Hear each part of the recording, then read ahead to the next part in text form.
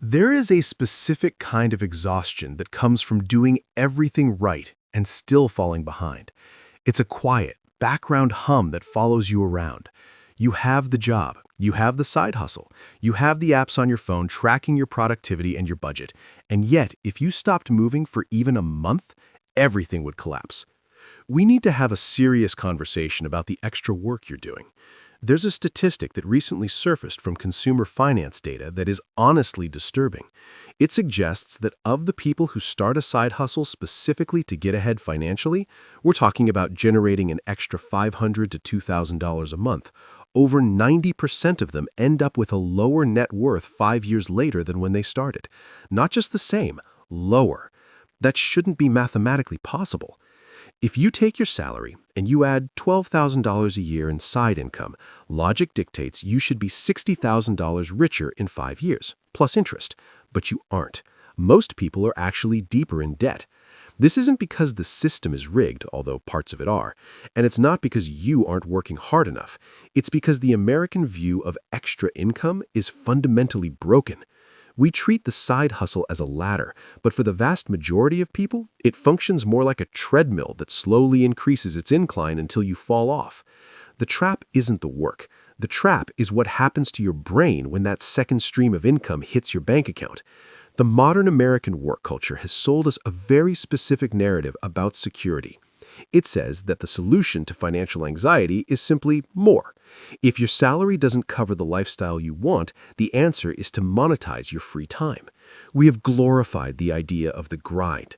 We look at Uber drivers, freelance graphic designers, and weekend consultants, and we call them enterprising. We tell ourselves that having multiple streams of income is the ultimate safety net. If you lose your main job, you have the side gig. It feels smart. It feels responsible.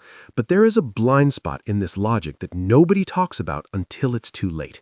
The blind spot is called lifestyle absorption. When you earn a salary, say $60,000 a year, your brain categorizes that money as survival. It pays the rent, the car note, the insurance, and the groceries.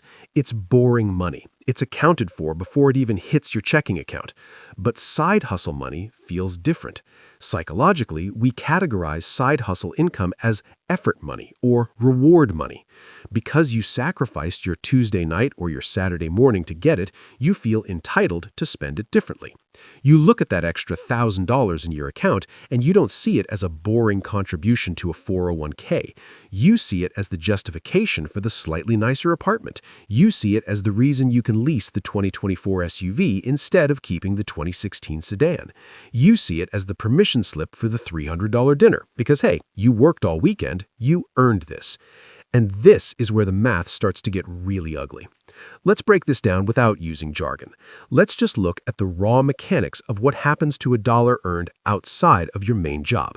First, you have the tax drag.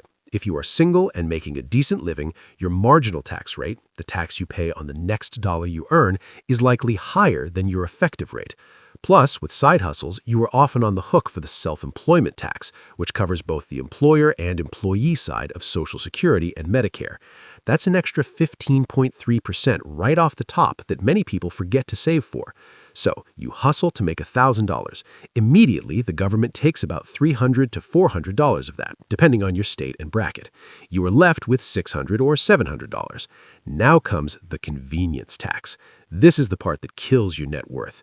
When you work a 40-hour week and then add another 15 hours of side hustle on top of it, you are depleting your energy reserves. You are tired.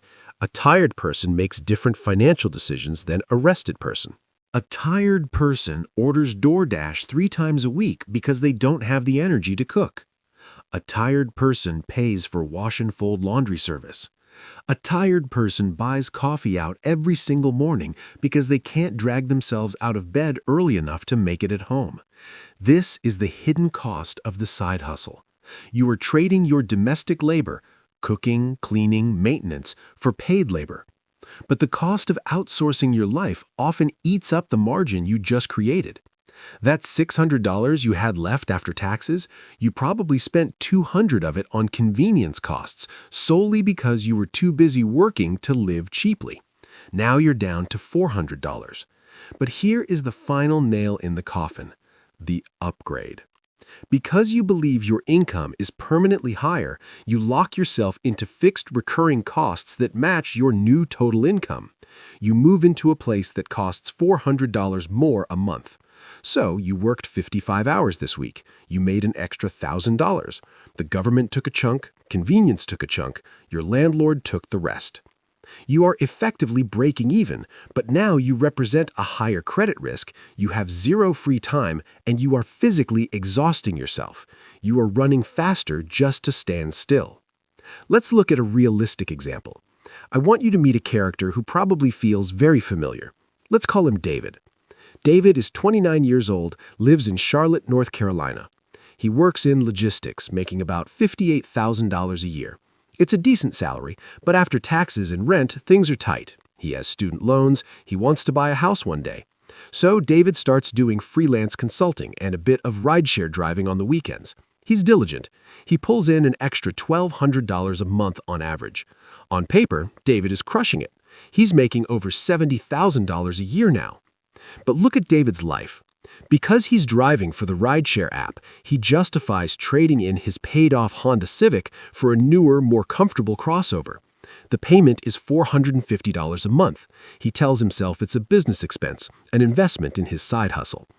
Because he's working weekends, he stops meal prepping. His grocery bill drops, but his dining out budget explodes. That's another $300 a month gone. He feels flush with cash, so when his friends invite him on a bachelor party trip to Nashville, he says yes. He puts it on a credit card, assuming the side hustle money will pay it off next month. But next month, his car needs new tires, another business expense. So the credit card balance sits there, accruing interest at 24%. 5 years later, David is 34. He is burned out. He has gained weight because he stopped exercising to make time for the hustle. He has a nicer car, but he has $8,000 in credit card debt and zero savings for a down payment on a house. He worked thousands of extra hours, and he is statistically poorer than the version of himself who just stayed home, drove the old Civic, and cooked his own meals. This is the tragedy of the modern side hustle. It converts your life energy into consumer status, not financial freedom. We need to fundamentally reframe how we look at this money. The problem isn't the earning, it's the translation. You are translating your time into currency. That is the basic transaction of work. But then you are immediately translating that currency into liabilities. Real wealth in America isn't about high income. There are plenty of people making $250,000 a year who are living paycheck to paycheck. Wealth is about the gap between what you earn and what you burn. When you use side hustle money to expand your lifestyle, you are closing that gap. You are actually making yourself more fragile. Think about it this way. If you raise your lifestyle to match your side hustle income, you can never stop hustling. You have built a cage where the bars are made of car payments and subscriptions. You have turned an option into an obligation. If you stop driving Uber, you lose the car.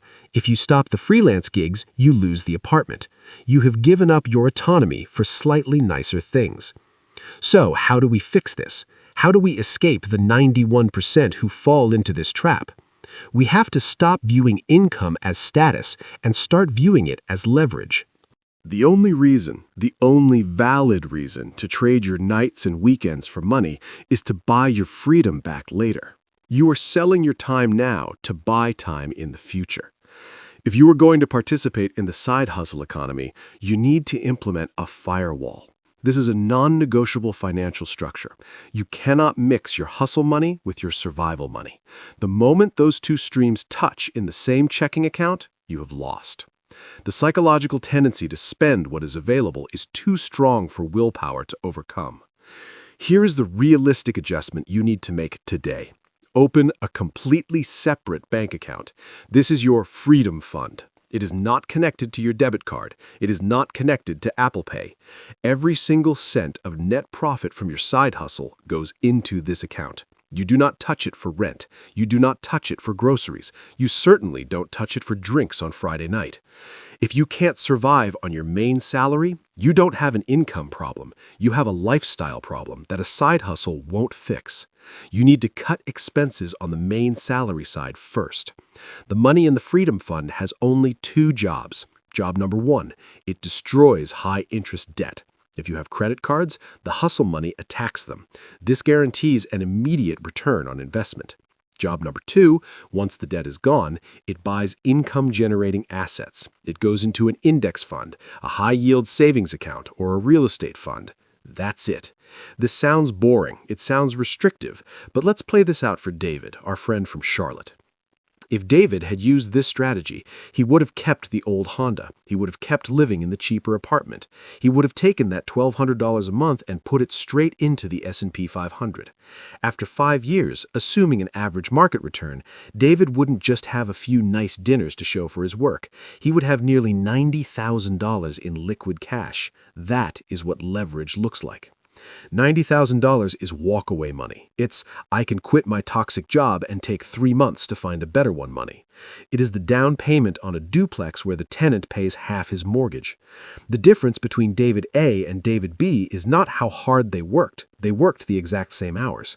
The difference is that one used the money to inflate his present and the other used the money to buy his future. The system wants you to inflate.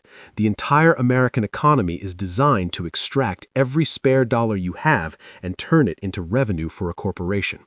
Marketing exists to convince you that you deserve a treat because you worked hard.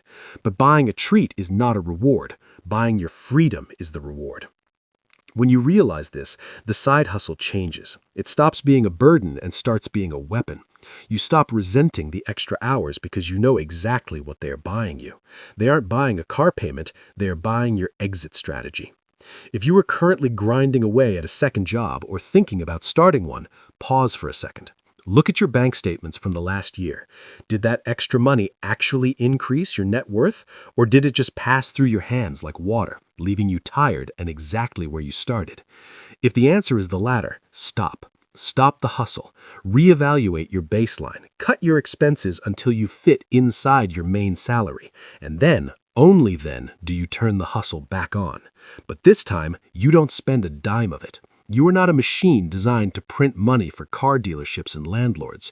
You are a human being with a finite amount of time on this planet. Every hour you trade for dollars is an hour you never get back. Make sure the price you're getting for that life is worth it. Don't trade your life for lifestyle. Trade it for freedom. Because in 5 years, nobody is going to care what car you drove, but you are definitely going to care if you have the option to stop working. That is the only metric that matters. Control. Don't let the hustle trap you. Make it serve you.